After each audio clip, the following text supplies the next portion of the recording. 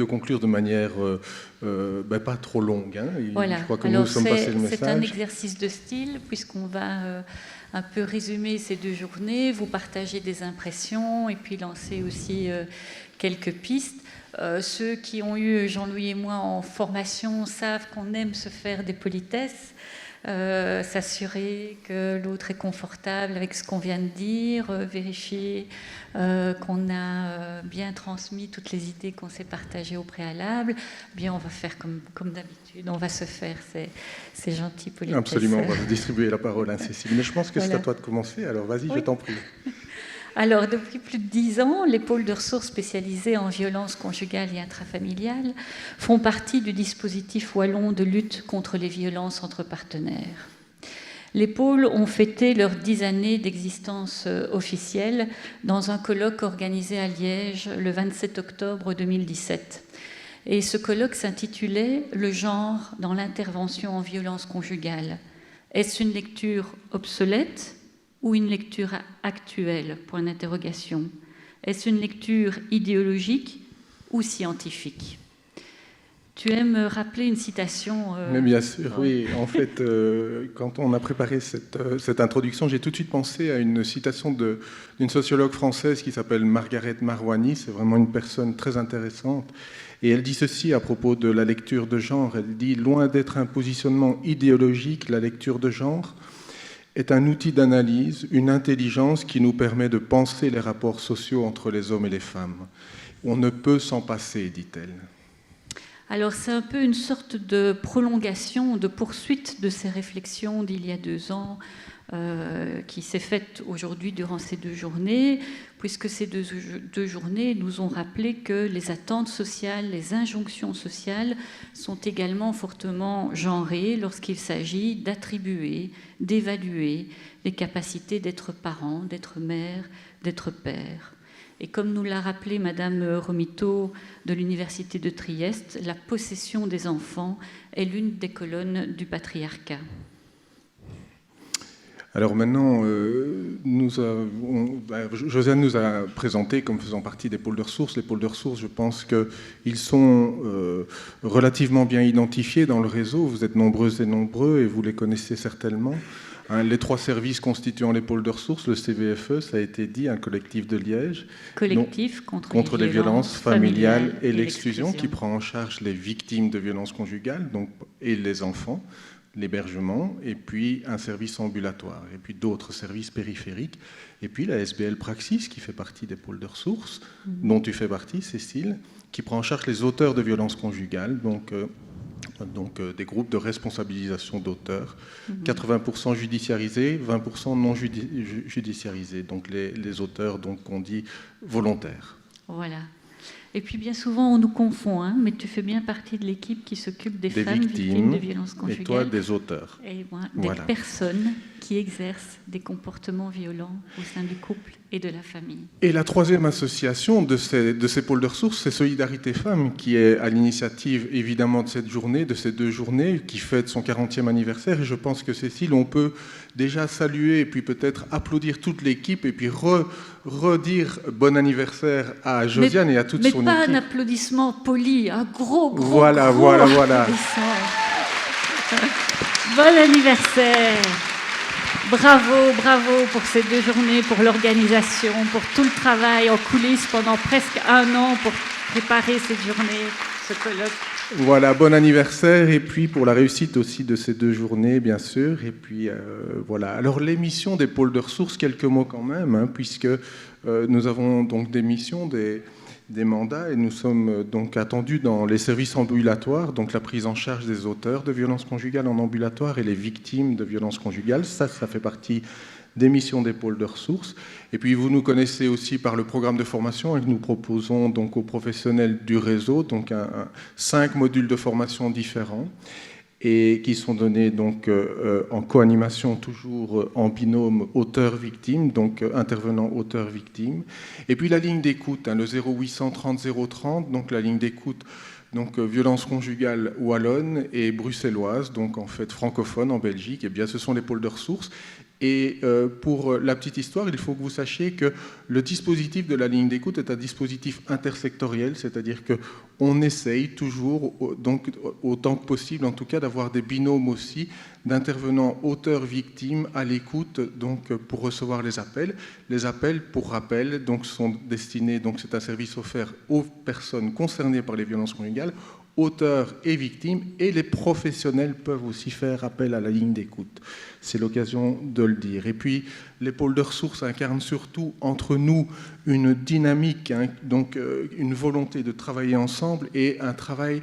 On fait vraiment une amorce d'un travail intersectoriel, et vous l'entendez quand j'ai parlé du projet donc de la ligne d'écoute. Et c'est peut-être une réalité qui nous est imposée par les violences conjugales. Nous partageons ensemble, les 3 associations que nous avons citées, un vocabulaire commun autour du modèle que Denise et Louise nous ont présenté donc, cet après-midi. Ce modèle d'analyse, d'évaluation de la dangerosité, donc, c'est aussi quelque chose que nous partageons. Et puis des modèles d'intervention communs, donc que nous partageons entre nos associations.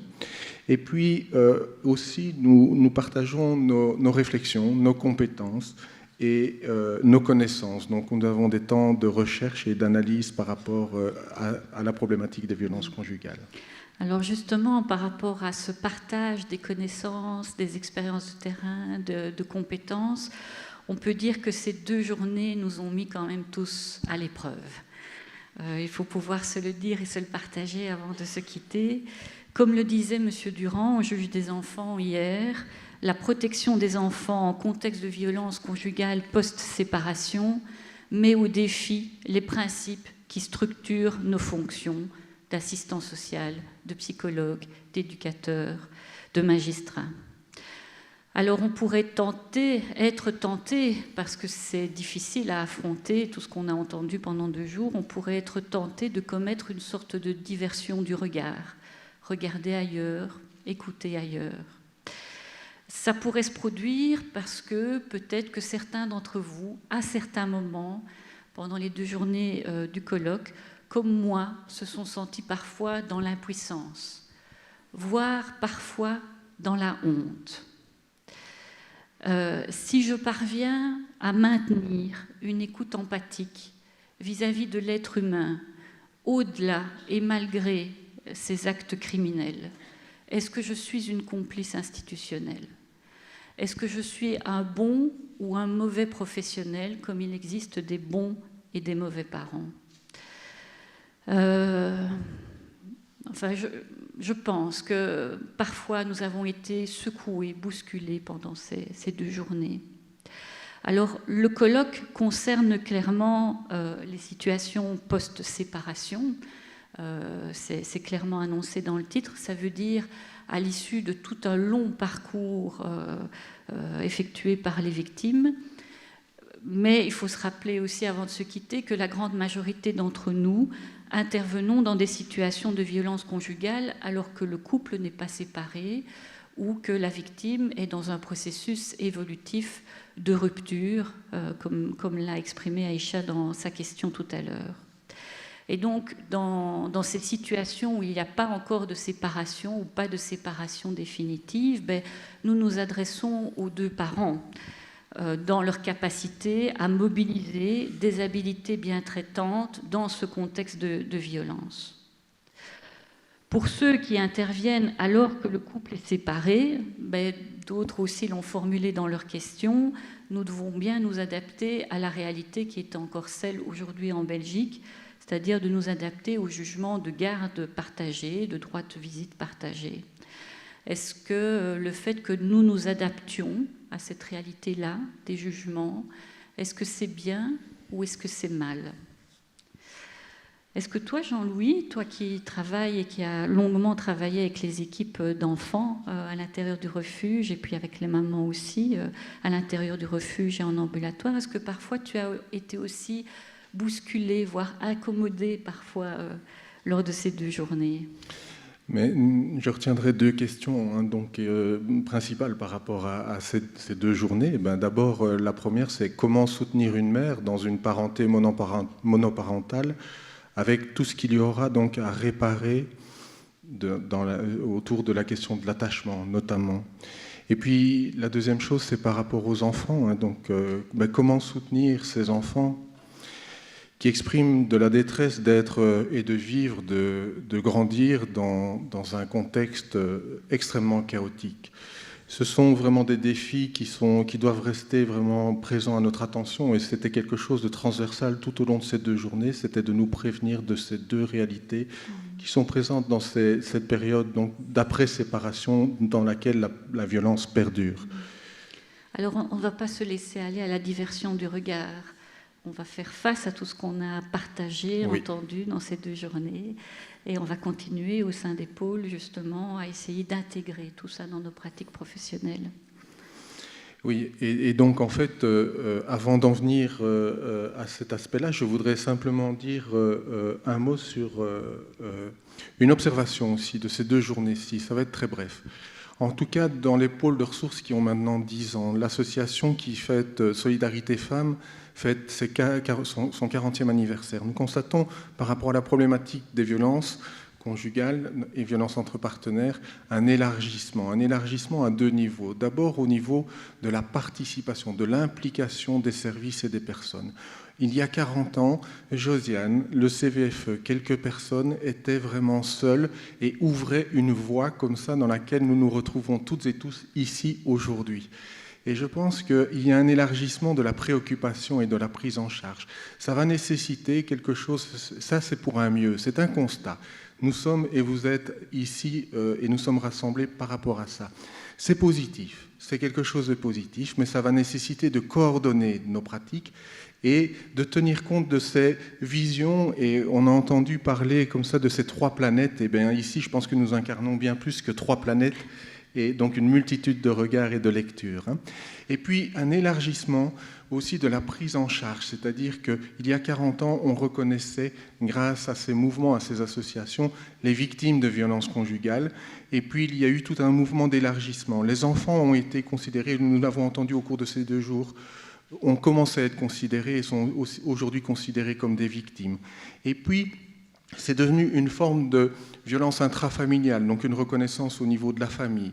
Et puis, aujourd'hui, nous reconnaissons au sein des pôles de ressources, mais je pense au sein du réseau, nous l'avons entendu, l'importance de reconnaître la prise en charge aussi des auteurs de violences conjugales, puisque la prise en charge des auteurs conjugales contribue largement à la sécurisation des victimes des violences conjugales. Donc, vous voyez l'élargissement comme ça.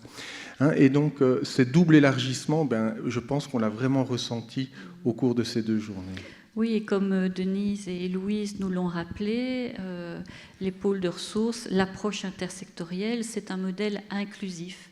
On essaye d'inclure toutes les connaissances, Absolument. Toutes les compétences, toutes les expériences.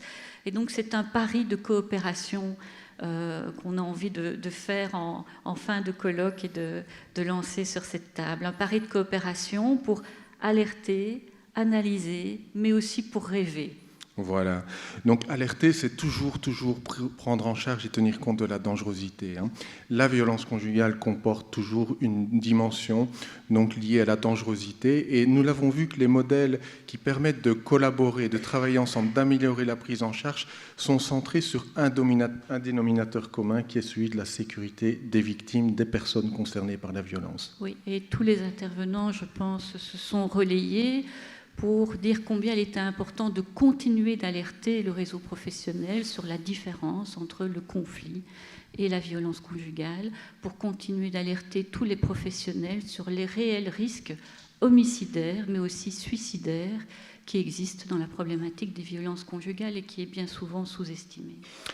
Analyser, c'est continuer à penser la problématique ensemble, nous réunir et travailler ensemble pour penser la problématique. Je vais citer, j'aime bien les citations aujourd'hui, Hannah Arendt dit que la violence, c'est l'absence de pensée. Alors pensons, ne cessons pas de penser la violence pour, en tout cas, ne pas lui permettre de prendre davantage de place dans nos sociétés. L'un des facteurs, l'un des éléments déclencheurs de ces 2 jours de colloque, c'est non seulement l'anniversaire de Solidarité Femmes, mais aussi une recherche qui a été menée par Emmanuel Mélan avec l'aide de l'équipe et des femmes hébergées. Et les pôles de ressources, c'est ça aussi, c'est soutenir la recherche, c'est poursuivre la recherche pour continuer à augmenter nos connaissances et nos expériences de terrain. Être capable d'analyser les facteurs de risque, de les décoder, de les mesurer ensemble, là où nous avons nos mandats, à partir de nos métiers. On se permet de rêver un peu ? Mais oui. Allez, rêvons. Alors, en fait, au niveau du rêve, on a pensé aussi qu'il y avait deux dimensions. Il y avait une dimension très pragmatique. Rêvons d'avoir les moyens des objectifs que nous sommes que nous avons relevés. Donc, essayons donc de pouvoir développer notamment l'intersectorialité et d'avoir le temps et l'occasion de pouvoir travailler ensemble. Mais aussi, surtout, ne nous trompons pas, rêvons de pouvoir questionner la violence conjugale, mais là où elle se trouve, la déloger là où elle se trouve. Rêvons de pouvoir mettre fin au patriarcat, le patriarcat dans lequel s'enracine vraiment la violence conjugale, nous l'avons bien compris, et donc permettons-nous de ne pas nous tromper de cible et de ne pas nous battre entre nous par rapport à certaines lectures institutionnelles, positionnements des uns des autres, et donc continuons ensemble à lutter contre le patriarcat, non pas contre les petits-enfants du patriarcat, les petits garçons, les petites filles qui grandissent dans ces familles où il y a de la violence. Mettons autour de ces personnes un filet protecteur pour leur permettre de grandir. Et surtout, ne nous trompons pas de cible. C'est ce que j'avais envie de dire par rapport aux rêves. Oui. Merci. Rêvons encore. Rêvons que les processus de déshumanisation en œuvre dans la violence conjugale ne sont pas définitifs. Qu'il existe aussi, surtout si on arrive à mettre nos compétences ensemble, il existe aussi des processus de réhumanisation.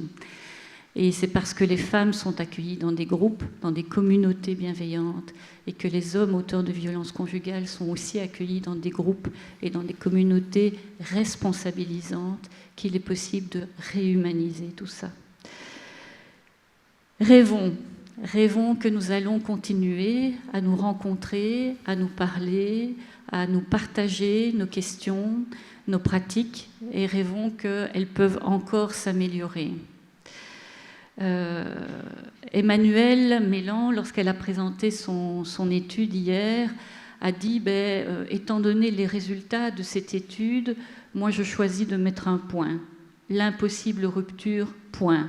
C'est un fait qui ressort de l'étude. La rupture n'arrête pas les violences conjugales, c'est un constat étayé aujourd'hui par des chiffres, par des témoignages.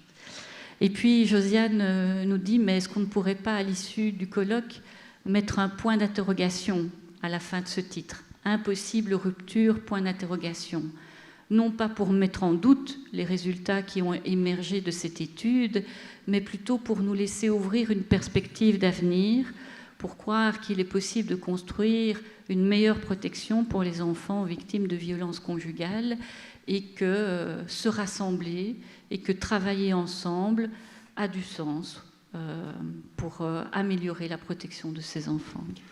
Cécile, je pense que là tu dis le mot de la fin et moi je propose qu'on continue éventuellement autour du fameux verre de l'amitié avec Josiane, toute son équipe, et puis voilà, merci à toutes et à tous d'avoir participé à ces 2 journées.